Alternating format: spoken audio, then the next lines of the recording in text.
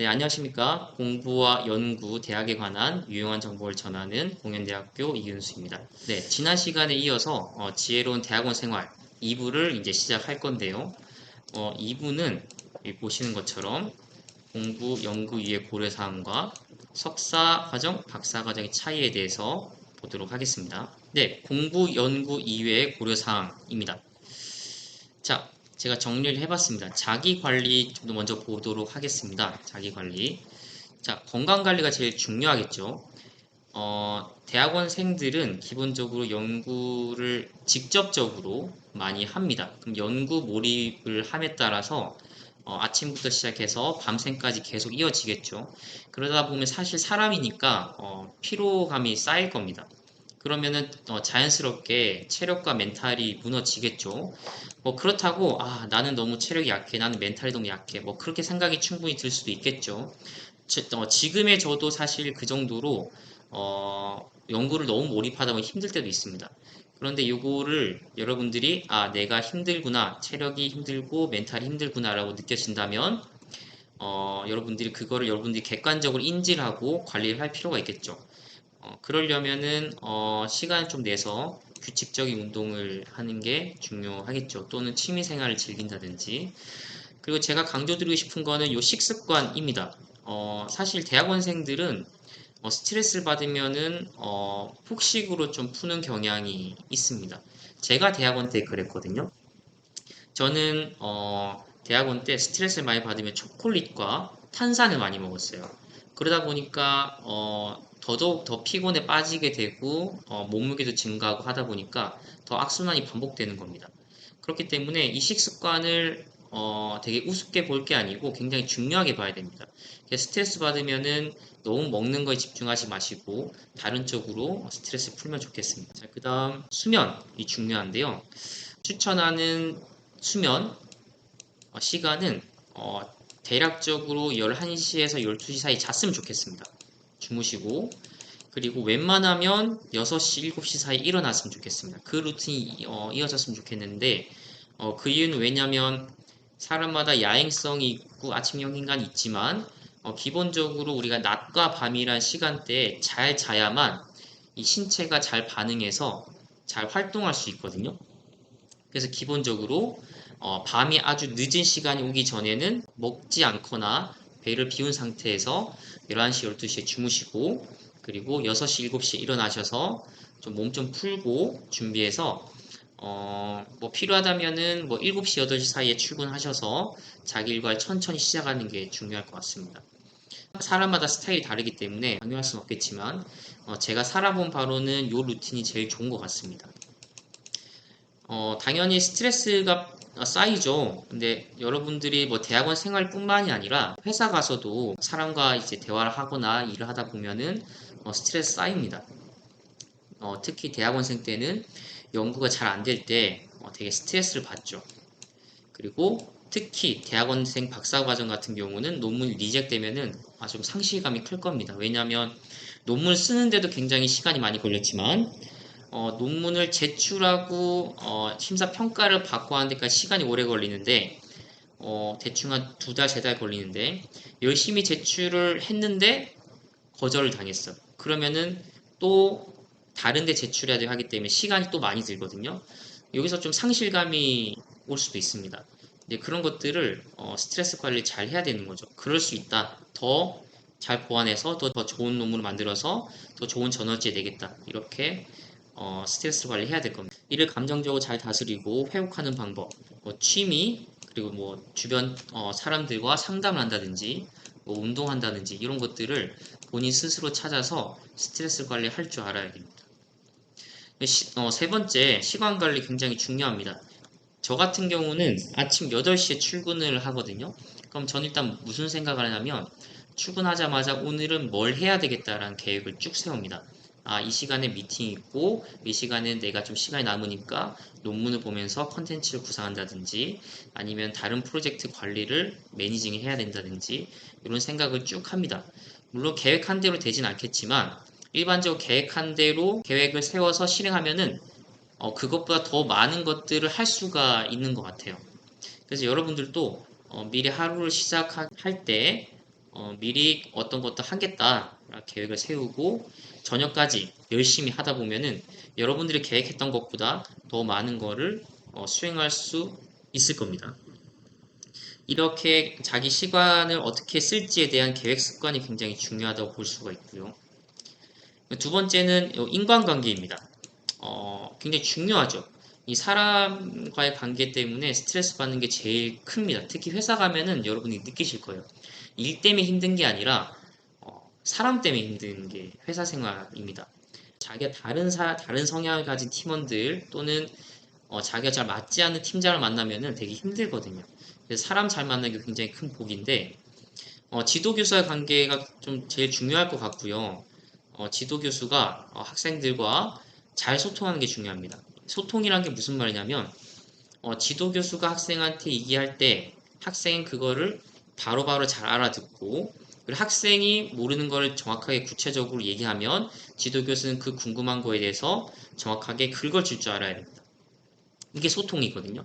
그런데 제일 답답한 건 뭐냐면 일단 지도교수가 아무리 쉽게 얘기를 해도 그 학생이 알아듣지 못하면 제일 힘듭니다. 지도교수 입장에 제일 힘들고 그리고 지도교수가 학생한테 피드백을 줘요. 근데 학생이 못 알아듣죠. 그럼 학생도 스트레스입니다.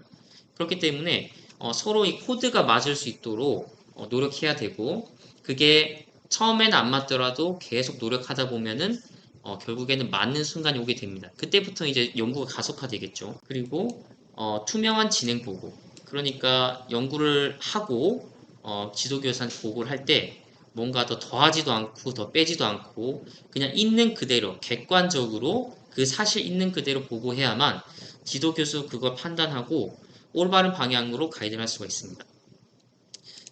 피드백 수용 능력이 중요한 거죠. 그리고 같이 일하는 동료들과 협업 그리고 좋은 정보들 공유를 하고 그리고 실험 장비 사용, 뭐 분배 이런 것들을 잘 해내야 됩니다. 그러니까 원만한 관계를 유지해야만 이런 것들이 잘 이루어지겠죠. 그리고 연구실 동료 이외에 뭐 학회 커뮤니티 네트워크, 연구실 밖의 동료들과 교류하면서 자신의 네트워크를 넓혀야 됩니다. 네트워크는 넓히면 넓힐수록 좋아요. 그러니까 아는 사람이 많이 알수록 좋은데 그 이유는 뭐냐면 기본적으로 사람은 되게 유한한 존재입니다. 그러니까 한 사람이 할 수 있는 게 되게 한정적입니다. 그러니까 흔히 말하는 뭐 노벨상 받은 사람들도 뭔가 자기 혼자서 막 열심히 하려고 해도 그 한계가 있는 게 이 사람이 할 수 있는 게 주어진 게 24시간이라는 시간이 주어져 있기 때문에 자기가 할 수 있는 게 되게 제한적이에요. 그렇기 때문에 자기의 동료, 좋은 동료를 만나서 그 동료들 잘 쓰는 게 중요하거든요. 특히 자신이 연구하고 있는 분야 이외에 네트워킹을 잘 형성하면 자기가 혹시 필요할 때 그 사람들한테 물어볼 수도 있고 조언을 얻을 수가 있습니다. 예를 들면 저 같은 경우는 법쪽을 잘 모르잖아요. 그러면은 법쪽에 관한 친구를 두게 되면은 필요할 때 법쪽을 제가 물어볼 수 있으면 쉽게 해결할 수 있겠죠. 그런 맥락이라고 보시면 될 것 같습니다. 그리고 커리어 개발, 진로 탐색인데요.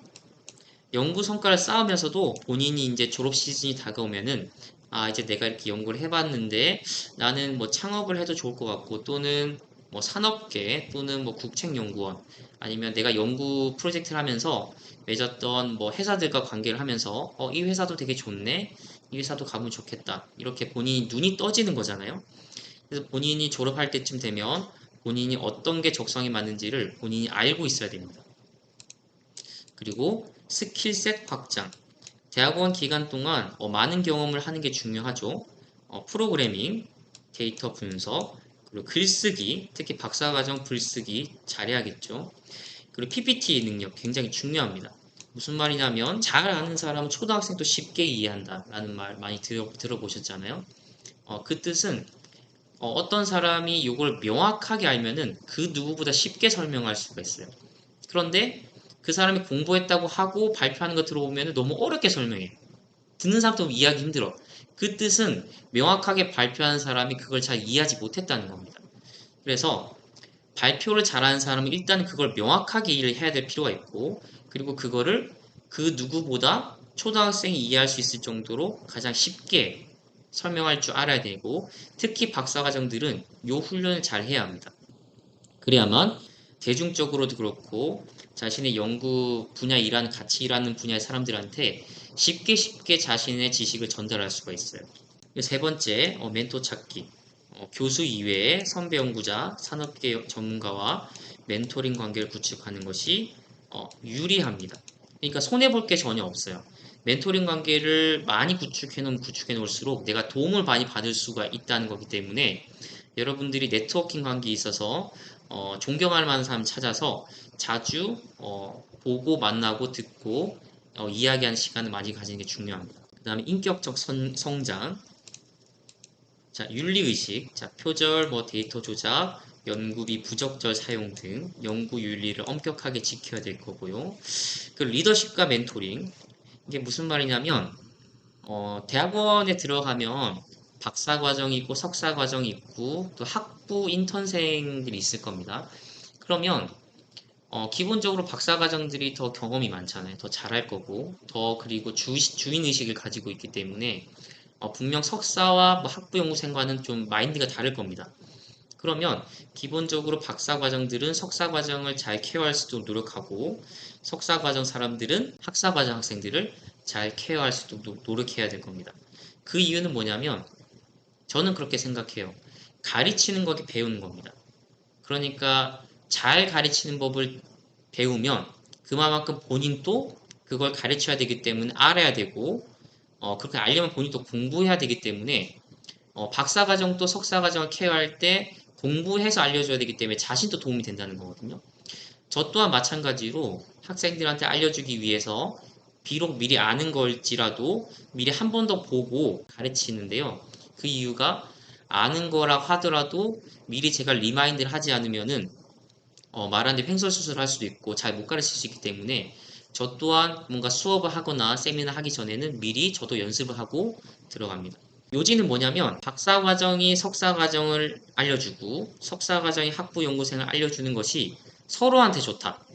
결론입니다. 그리고 균형 있는 삶, 연구 이외에도 인간관계, 취미, 사회활동 등을 통해서 균형 잡힌 시각을 갖는 것이 장기적으로 연구에 도움이 됩니다. 사람마다 성향이 달라요. 어떤 사람은 연구를 너무 잘해. 코딩도 너무 훌륭해. 근데 사회생활 능력이 떨어지는 거야. 그러니까 혼자 하는 걸 좋아하고 뭔가 다른 사람하고 뭔가 얘기하고 협업하는 걸 못하는 거예요. 이러면은 육각형 인재가 될 수 없기 때문에 기본적으로 그 사람은 코딩을 잘하고 굉장히 훌륭할지언정 사회에서 성공하기 힘들어요. 그래서 기본적으로 육각형 인재가 되려고 본인 스스로가 노력을 할 줄 알아야 됩니다. 그러니까 균형 있는 삶인 거죠. 자, 이렇게 정리 좀 해봤습니다. 어찌 보면 공부, 연구 이외 고려사항이라고 하긴 했지만 그게 포함되는 것 같네요. 자, 밸런스드 포트폴리오. 자, 정량적 실적이라는 거는 논문, 특허, 기술 이전 등등이 있을 거고, 그 다음에 정성적인 것들인데 이게 실용적인 기술, 실무 능력, 프로젝트 경험, 그래서 플러스 한다면은 인격적 성장 이런 것들이 있어야 되겠죠. 공부 연구 위의 모든 고려사항은 밸런스 포트폴리오에 관련된 것들이고 여러분들이 제가 말씀드린 것처럼 육각형 인재가 될 수 있도록 노력을 하면 좋을 것 같습니다. 네, 다음은 석사과정과 박사과정의 차이를 제가 한번 정리를 해봤는데요. 자, 석사과정의 공부 방법. 기초학문 심화입니다. 자, 기초학문은 학부 때 배우는 거죠. 전공 기초를 다시 다지면서 연구에 필요한 기본적 이론적 기반을 탄탄하게 다지는 것이 우선. 그리고 문헌조사를 습관화해야 되죠. 주요 학술지 논문을 읽으면서 요약하는 습관을 가져야 되고요. 실험 실습 경험을 축적해야 됩니다. 실험 장비를 다루고 시뮬레이션 툴을 사용하고 데이터 처리하는 그런 연구 스킬을 이 시기 때 잘 할 줄 알아야 됩니다. 그리고 논문 읽기 쓰기를 이제 시작할 줄 알아야겠죠. 왜냐하면 졸업하셔야 되니까 논문을 쓸 줄 알아야 되겠죠. 자, 어떤 석사 과정생이어야 하냐? 성실한 실무자, 연구실의 실험, 과제 진행에 꾸준히 참여한 태도가 중요하고, 그리고 학문적 탐색자, 내가 박사로 이어갈 것인가 아니면 산업계로 갈 것인가 고민하면서 진로 방향을 자신 스스로 진지하게 고민할 줄 알아야 될 겁니다. 그리고 팀 플레이어, 결국에 협력하면서 같이 팀을 이루어서 공동의 목표를 달성하기 위해서 함께 달려갈 텐데, 같이 기본 운영에 기여하는 그런 자세가 필요합니다. 그럼 박사과정은 앞에서 설명드렸던 것들은 기본이고요. 그걸 갖춘 상태에서 자신이 이제 전문성을 확보할 수 있도록 노력해야 됩니다. 어떤 마음가짐? 내가 이 주제만큼은 내가 세계적으로 기여할 수 있다. 그러니까 이거는 내가 퍼스트다 라는 생각으로, 이거는 내가 누구보다 잘하고 나보다 많이 하는 사람 없다 라고 주장할 수 있어야 됩니다. 자신이 맡은 프로젝트는 특히 지도교수보다 더 잘 알아야 되는 것이 박사과정이라고 생각합니다. 연구주도성, 지도교수의 아이디어를 수행하는 단계에서 벗어나서 스스로 연구주제를 발굴, 설계, 주도해야 함 했는데, 이건 좀 너무 좀 더 나아간 거긴 한데, 연구주제 발굴, 설계, 주도를 하는 거는 일단 지도교수가 할 일이긴 하죠. 그런데 더 나아가서 박사과정 요거까지 하면은 더욱더 좋겠죠. 그럼 더욱더 주체적인 삶을 살 수 있는 거니까. 그리고 비판적 사고, 기존 연구의 한계를 짚어내고 새로운 방법론을 제시할 수 있어야 합니다. 기존 연구는 기존에 논문 썼던 것들을 보고 단점을 찾아내서 이렇게 하면은 더 개선이 되고 더 성능이 좋아지겠네? 라는 거를 스스로 찾을 줄 알아야 됩니다. 물론 교수가 가이드 하긴 하겠지만 박사과정 5년차쯤 되면은 이제 그런 것들이 보이기 시작해야 된다는 거죠. 그래서 이거를 지도교사 상의하면서 이런 식으로 연구하면 좋겠습니다. 얘기하면은 이제 그쪽 방향으로 연구가 이어지는 거죠.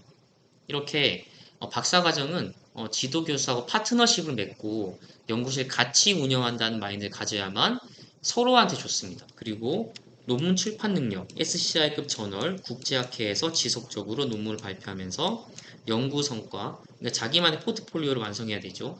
연구 성과를 축적해야만 합니다. 그럼 어떤 박사과정생이어야 하나? 독립적인 연구자. 교수의 지시 없이도 스스로 문제를 정의하고 해결할 수 있어야 함. 창의적인 개척자. 기존의 연구 흐름을 따르는 것에 그치지 않고 새로운 연구 방향을 제시할 수 있어야 합니다. 그리고 글로벌 소통자입니다. 이제 해외에서 놀아야 되니까 박사과정은 해외 유명한 연구자를 만나서 본인의 스스로를 어필하고 본인 연구하는 주제도 잘 소개하고 본인 스스로 알려야 되는 거죠. 이 글로벌 소통자의 역할을 하는 것이 굉장히 중요하다.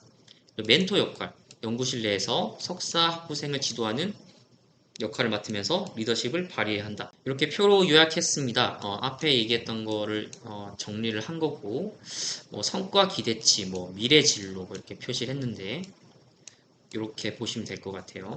앞에서 얘기했던 것들의 요약본이니까 여러분이 시간 되시면 봤으면 좋겠습니다. 자, 밑에 이제 요약했는데 석사과정, 연구실과 학문에 적응하고 연구 역량을 키우는 시기, 박사과정, 독립연구자로 성장하여 학문적 기여를 만들어낸 시기라고 보면 좋을 것 같습니다.